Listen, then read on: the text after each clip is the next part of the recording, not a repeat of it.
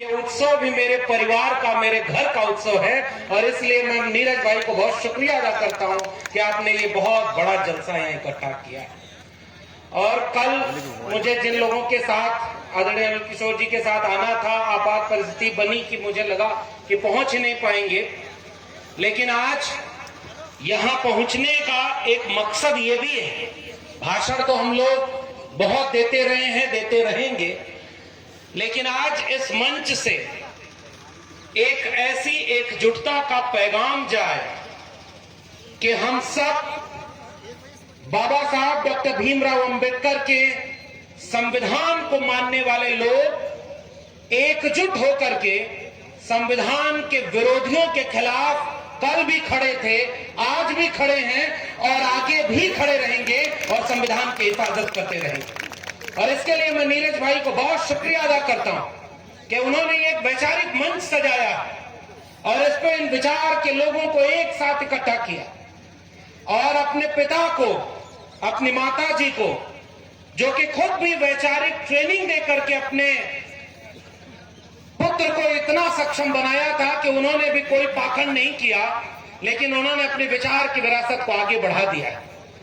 और मुझे याद है कि आज से तकरीबन 10 साल पहले जब इस तरह की बातें शुरू हुई थी, मैं बहुत कम वक्त में उस इतिहास को केवल याद करूंगा आपके बीच में कि जब मैं दिल्ली विश्वविद्यालय में प्रोफेसर हुआ करता था और उस समय धीरे धीरे सोशल मीडिया का दौर बहुत तेज हुआ और इसलिए शंभू जी या नवीन जी हैं, नीरज पटेल हैं, इन लोगों को देख करके हम लोग भी पढ़ने, लिखने, बोलने और अपने हक हुकूक की आवाज बुलंद करने का सबक ले रहे थे। और उसी दौर में विश्वविद्यालय में 13 पॉइंट रोस्टर आया था और उस रोस्टर के जरिए ये फैसला किया था उन लोगों ने कि अब इस देश के दलितों, पिछड़ों, आदिवासियों के बच्चे प्रोफेसर नहीं बन पाएंगे।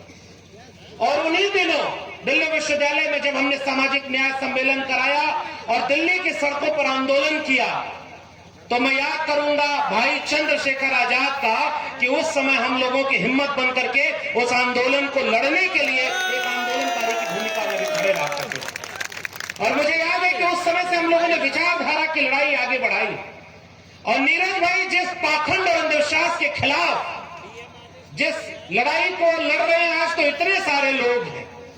दामोदर भाई अपनी बात रखे, हम उनको सुन रहे थे तो ऐसा लगता था कि वो जो 26 साल 27 साल का प्रधानमंत्री का छोटा भाई है, उसके लिए भी हमारा एक भाई पर्याप्त है और वो उनसे लड़ाई लड़ते हुए आगे बढ़े। लेकिन ये जो पाखंड और अंधविश्वास की लड़ाई है, ये बहुत गहरी जड़ों में है और इससे हमें आगे मुक्ति लेनी होगी।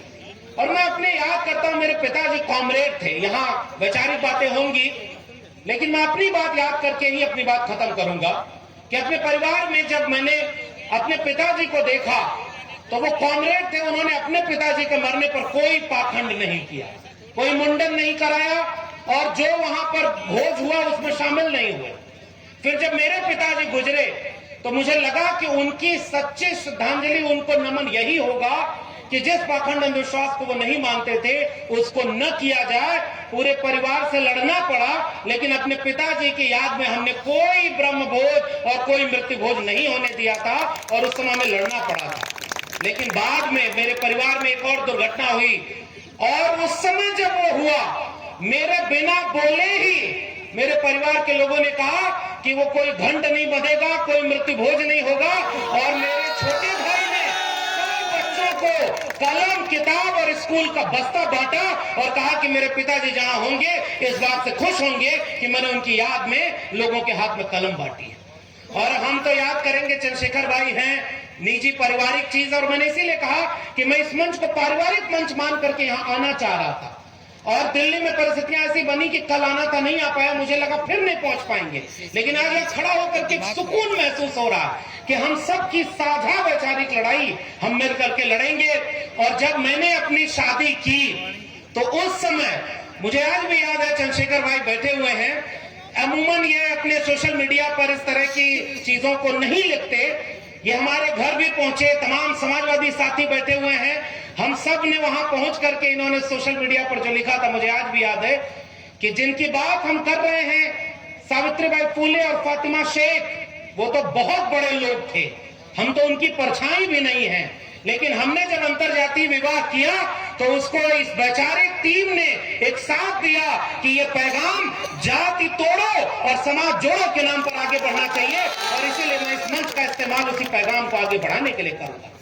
और आगे आखिर में एक बात कह के खत्म करूंगा कि हम लोग तो देखिए पढ़ने लिखने वाले लोग, मैं हर जगह ये बात पूरे देश में कहता रहा कि हम गरीब किसान परिवार के बच्चे, गाय भैंस चलाने वाले घरों के बच्चे जब स्कूल कॉलेज विश्वविद्यालय पहुंचे, यूनिवर्सिटी टॉप किया, दिल्ली यूनिवर्सिटी में प्रोफेसर बने, तब तक लगता था कि हमारे घर वालों की वजह से हम वहां पहुंच पाए। लेकिन जब अपनी विचारधारा को जाना तो पूरे देश को ये बात बताई कि अगर इस देश में बाबा साहब अम्बेडकर का संविधान और मंडल कमीशन न होता तो हम जैसे लाखों लोग अपने घरों से निकल करके इस देश में उन कुर्सियों तक नहीं पहुंच पाते जहां तक हम लोग। तो आज जिस सीढ़ी पर चल करके, संविधान की सीढ़ी पर, मंडल कमीशन की सीढ़ी पर चढ़ करके हमने हाथ में कलम पकड़ी, उसे ही कुछ लोग बदलने की बात करते हैं। तो बताओ उन्हीं से एक पैगाम जाना चाहिए कि नहीं कि ये संविधान बदलने वालों के नापाक मंसूबों को हम कभी पूरा नहीं होने देंगे। बताओ इस बात में आप साथ दोगे कि नहीं दोगे? ये संविधान बदलने वालों को रोकोगे कि नहीं रोकोगे? इसलिए हम लोग कहते हैं न्यूनतम सहमति पर अधिकतम एकता। और उत्तर प्रदेश वालों को मैं बधाई देता हूं, ये समाजवादी पार्टी के हमारे सांसद विधायक बैठे हुए हैं और तमाम लोग हैं। उत्तर प्रदेश में अगर 24 में अगर न रोका गया होता तो आज संसद में क्या हाल होता। लेकिन मैं तो देखता हूं ये संविधान वाले जब चंद्रशेखर भाई और पूरे तमाम वो लोग समाजवादी जय भीम बोलते हैं, जय मंडल बोलते हैं, तब लगता है कि हाँ एक वैचारिक लड़ाई है, उस लड़ाई को आगे बढ़ाना हमारी जिम्मेदारी है। इसलिए वैचारिक लड़ाई समाज को लड़नी होती है, राजनीतिक लड़ाई तो अपनी चलती रहेगी, लेकिन समाज अगर तैयार होगा तो वो बड़ी लड़ाई लड़ लेगा।